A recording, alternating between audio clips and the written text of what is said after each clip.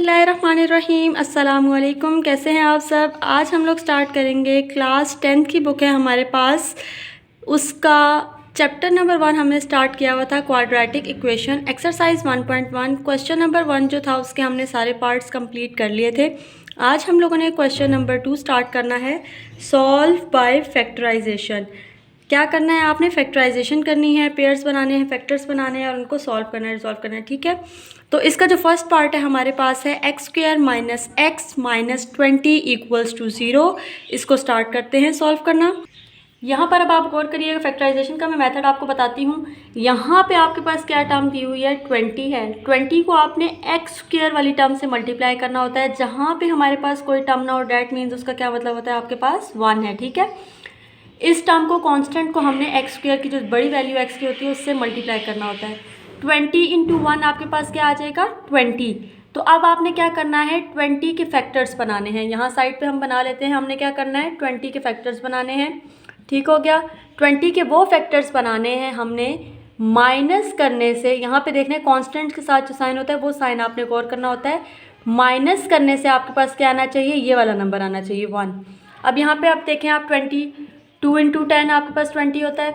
ठीक हो गया, 4 इंटू 5 आपके पास 20 होता है, 5 इंटू 4 आपके पास 20 होता है। इसी तरीके से आगे आपका चलता रहेगा। यहाँ पे हमने यहाँ पे इसलिए स्टॉप कर दिया कि आपने क्या करना है, माइनस करने से आपके पास क्या नंबर आना चाहिए, 1 आना चाहिए। इस साइन को नहीं देखना आपने, ये साइन देखना है। माइनस करने से आपके पास क्या आना चाहिए, 1। अब अगर आप 5 में से 4 को माइनस करते हैं तो आपके पास क्या आएगा, 1। तो ये जो हमारे पास आ रहा है हमने ये लिखना है। ठीक है, अब यहाँ देखिए एक्स स्क्वायर को हम एज इट इज़ लिख लेंगे, माइनस इस 1 की जगह हमने क्या लिखना है, 5 माइनस 4। ठीक है, ये एक्स एज इट इज़ बाहर, minus 20 as it is equals to 0। ठीक हो गया, 5 मल्टीप्लाई बाय 4 आपके पास 20 था, 5 इंटू 4 20 होता है। तो 5 आपने क्या करना है, उन दोनों नंबर्स को माइनस करना है। माइनस करने से आपके पास क्या आना चाहिए, 1। 5 में से जब आप 4 माइनस करते हैं तो 1 ही आता है। इस तरीके से आपने इसको सॉल्व करना है। नेक्स्ट अब देखेंगे, एक्स स्क्वायर आपके पास एज इट इज़ आ जाएगा माइनस, ठीक है, और ये एक्स ये भी अंदर आपने इन सब के साथ मल्टीप्लाई करना है। देखें एक्स इसके साथ मल्टीप्लाई हो रहा था, तो अब ये माइनस एज इट इज़ आ जाएगा। 5 को जब आप एक्स से मल्टीप्लाई करेंगे तो क्या आएगा, 5x। माइनस इंटू माइनस आपके पास क्या होता है, प्लस। 4 को जब आप एक्स से मल्टीप्लाई करेंगे तो आपके पास क्या आएगा, 4x। माइनस 20 आपके पास एज इट इज़ आ जाएगा। ठीक हो गया, नेक्स्ट स्टेप में अब आपके पास X square as it is आ जाएगा, बल्कि एज इट इज़ आपने नहीं लिखना। अब आपने क्या करना है, इन दोनों को अलग से पेयर करना है, इन दोनों को अलग से करना है। ठीक है, यहाँ पे आप देखें एक एक्स, यहाँ पर एक्स की पावर 2 है, यहाँ पे एक्स की पावर 1 है।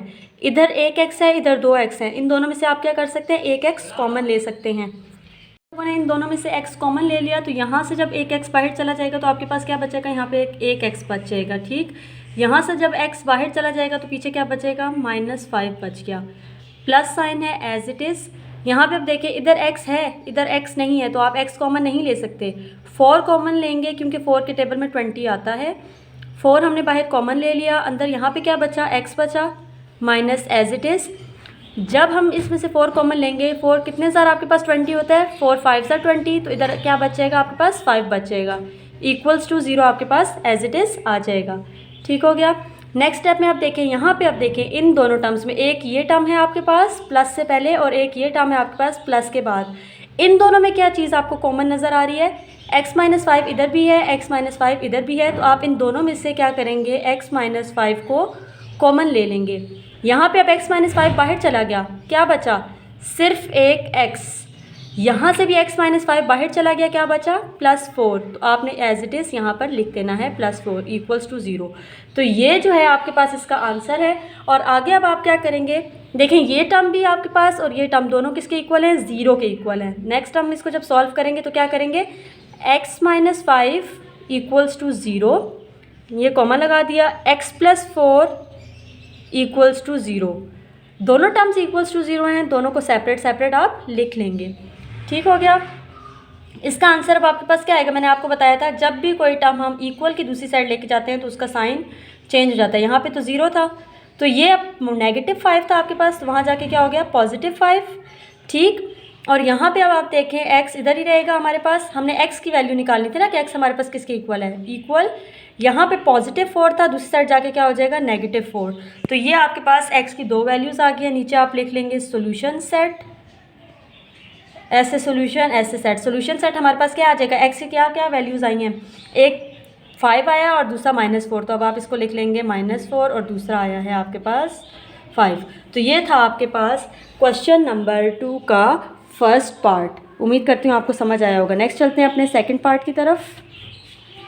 नेक्स्ट पार्ट हमारे पास ये सेकंड पार्ट दिया गया। अच्छा, अब यहाँ गौर करें तो वहाँ पे आपको जो फर्स्ट पार्ट था उसमें ये चीज़ टर्म बना के दी गई थी। यहाँ पे हमने पहले टर्म खुद बनानी है, उसके बाद उसको सॉल्व करना है। स्टार्ट करते हैं। 3x, ये 3y² है आपके पास, एज इट इज़ आ जाएगा, इक्वल y बाहर है, अंदर ये टर्म है, आप इसको क्या करेंगे, मल्टीप्लाई कर लेंगे। जब ये y इस y से मल्टीप्लाई होगा तो आपके पास क्या आएगा, y²। अब इस y को आपने क्या करना है, -5 से मल्टीप्लाई करना है, माइनस ये आ जाएगा आपके पास 5y। तो ये टर्म्स आपके पास आ चुकी हैं। अब यहाँ पे आप गौर करें, 2 आपके पास y² आ चुके हैं। हम क्या करेंगे, बड़ी वैल्यू हमारे पास 3y² है, छोटी हमारे पास ये 1y² है। तो हम क्या करेंगे, इस पूरी टर्म को उठाकर इस साइड लाएंगे और इक्वल्स टू 0 करेंगे ताकि हमारे पास y की वैल्यूज़ आ सकें।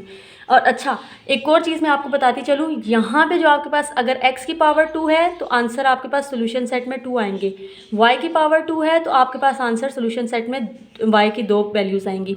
अगर आपके यहाँ पे दे दिया जाता है x की पावर 3, y की पावर 3, तो आपके आंसर 3 आने चाहिए फिर सोल्यूशन सेट में।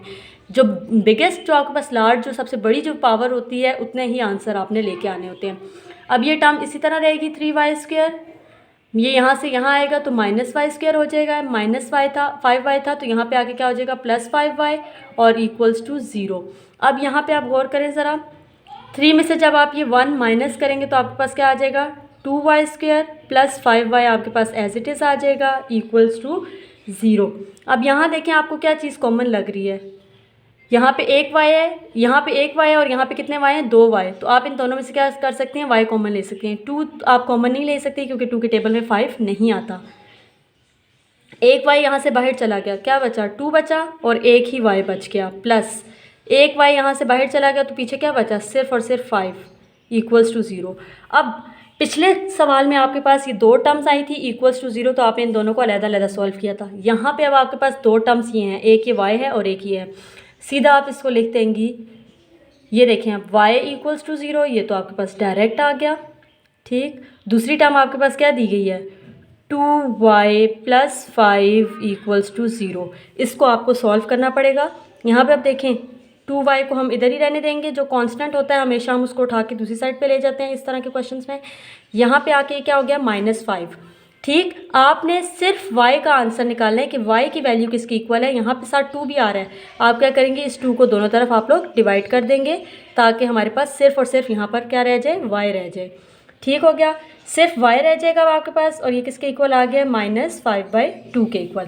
तो आप इसका जो एंड पे सोल्यूशन सेट लिखेंगे वो क्या लिखेंगे, यहाँ पे लिखेंगे आप solution set, hence solution set is equals to, एक तो आपके पास y की वैल्यू आई है 0, दूसरी जो आपके पास y की वैल्यू आई है वो क्या आई है, -5/2। तो ये था आपके पास इसका सेकंड पार्ट। उम्मीद करती हूँ आपको समझ आया होगा। ये हमारे पास था एक्सरसाइज 1.1 का क्वेश्चन नंबर 2 का फर्स्ट एंड सेकंड पार्ट। कोई भी ऐसी चीज़ जिसमें आपको नहीं समझ आई तो आप कमेंट सेक्शन में पूछ सकते हैं। थर्ड पार्ट है हमारे पास 4 - 32x = 17x²। यहाँ पे जो बड़ी वैल्यू है आपके पास x² की हमने देखनी है, तो हम क्या करेंगे, इन तमाम टर्म्स को उठा के इस साइड पर ले जाएंगे। 17x² एज इट इज़ रहेगा, -32x है, जब इक्वल की उस साइड जाएगा तो क्या हो जाएगा, +32x, +4 है तो यहाँ पे आके -4 हो जाएगा। मैंने आपको पहले भी बताया है कई दफ़ा कि जिसके साथ टर्म के साथ कोई साइन नहीं होता, डैट मीन्स वो आपके पास क्या है, पॉजिटिव है। तो ये आपके पास क्या हो जाएगा, -4 इक्वल्स टू 0, ठीक हो गया। नेक्स्ट अब आप यहाँ देखिए, मैंने आपको पहले बताया था कि जो कांस्टेंट होता है हमने इसको इस टर्म से मल्टीप्लाई करना होता है, तो जो नंबर हमारे पास आता है उसके हमने फैक्टर्स बनाने होते हैं और हमने क्या करना होता है, नेगेटिव साइन। अच्छा चले इजी बताती हूँ, हमने क्या करना होता है, 4 को 17 से मल्टीप्लाई करना है, कांस्टेंट को इस टर्म से मल्टीप्लाई करना है। सबसे पहले मल्टीप्लाई करके देखते हैं। यहाँ पे अब देखें आप, ये मैंने मल्टीप्लाई किया, 4 7 28 होता है, 8 ये आ गया, 2 कैरी दे दिया, 4 1 4, 4 में जब आप 2 ऐड करेंगे तो क्या आ जाएगा, 68।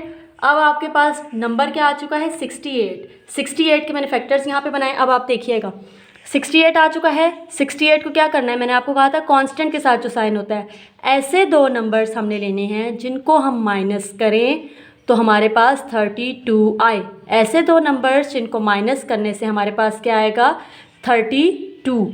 तो यहाँ पे अब देखें 68 की हमने फैक्टर्स बनाने हैं। 34 में से जब हम 2 को माइनस करेंगे तो हमारे पास क्या आ जाएगा, 34 में से 2 माइनस करेंगे तो क्या आएगा, 32। 14 में से आप 17 में से करते हैं तो ये आपके पास नहीं आएगा, 13 आ जाएगा, तो वो नहीं, आपको क्या चाहिए 32। तो 34 में से जब 2 माइनस करेंगे तो आपके पास क्या आएगा, 32। तो यहाँ पे अब आप क्या लिखेंगे, प्लस एज इट इज़, ये टर्म्स एज इट इज़ आएंगे आपके पास। 34 है आपके पास, 34 माइनस 2 और यहाँ पे x as it is minus 4 as it is equal as it is 0। सब कुछ ऐसे कैसा आएगा, सिर्फ इस 32 की जगह आपके पास क्या आ जाएगा, 34 माइनस 2, क्योंकि 4 17s आर 68 होता है। तो फैक्टर 68 के हमने बनाने होते हैं। अब ये नंबर आपके पास जितने भी लिखे हुए हैं सारे के सारे एज इट इज़ आ जाएंगे। प्लस 34 को जब आप क्या करेंगे, x से मल्टीप्लाई करेंगे तो क्या आ जाएगा, 34x माइनस 2x आ जाएगा आपके पास, माइनस आ जाएगा। 2 को जब x से करेंगे 2x माइनस 4 इक्वल्स टू 0। ठीक, नेक्स्ट स्टेप में अब आप देखें, यहाँ से 2x यहाँ पे है, 1x यहाँ पे है। सबसे पहले तो हमने x कॉमन ले लिया। अब 17 2s आर 34 होता है, तो हमने क्या किया, यहाँ से हम 17 भी कॉमन ले लेंगे ताकि टर्म हमारी जितनी छोटी हो सकती है हम उसको थोड़ा छोटा कर लें।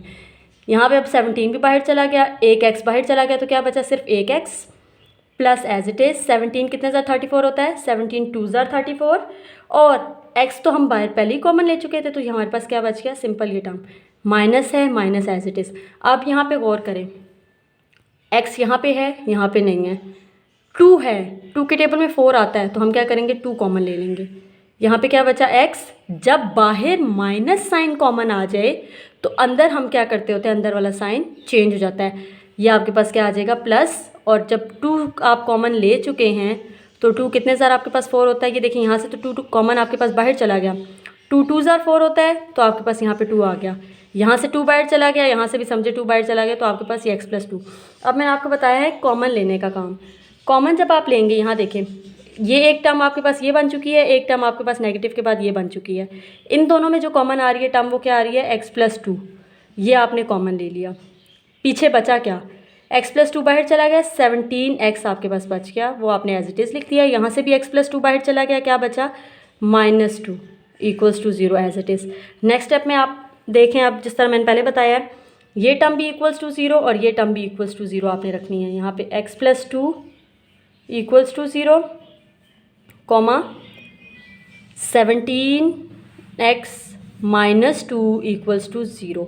अब यहाँ देखें, x आपके पास किसके इक्वल आ जाएगा, यहाँ पॉजिटिव था, दूसरी साइड जाके क्या हो जाएगा, नेगेटिव। तो ये आपके पास एक x आ चुका है, x is equals to minus 2। दूसरा आप देखें, आप 17 इसी तरह रहेगा आपके पास, माइनस 2 दूसरी साइड जाके क्या हो जाएगा, पॉजिटिव 2। आपको सिर्फ x की वैल्यू चाहिए, ये 17 आपको नहीं चाहिए। इस 17 को इधर भी डिवाइड कर देंगे, दूसरी साइड पे भी, ताकि हमारे पास ये सिर्फ एक x बच जाए। तो ये आपके पास क्या आ जाएगा, 2/17। हैंस आप यहाँ पे क्या लिखेंगे, solution set is equals to, एक वैल्यू आपके पास आई है -2, दूसरी वैल्यू आपके पास जो आई है, कॉमा डाल के आपने लिख देना है 2/17। तो ये था आपके पास इसका थर्ड पार्ट। उम्मीद करती हूँ आपको समझ आया होगा अच्छे से। कोई भी ऐसी चीज़ जो आपको इसमें मुश्किल लगती है तो आप कमेंट सेक्शन में पूछ सकते हैं। इसके अलावा कोई भी क्वेश्चन हो जो ऐसा आप समझना चाहें तो मैथ्स विद सानू के नाम से फेसबुक में मेरा पेज है, वहाँ पे आप अपनी पिक्चर उस एक्सरसाइज की शेयर कर दें ताकि मैं जल्दी से जल्दी अपलोड करने की कोशिश किया करूँ। अगर आपको मेरी ये वीडियो पसंद आई है तो please like share and subscribe ज़्यादा से ज़्यादा शेयर करें ताकि बाकियों को भी इस चीज़ से फ़ायदा हासिल हो। Thanks for watching. अल्लाह हाफिज़।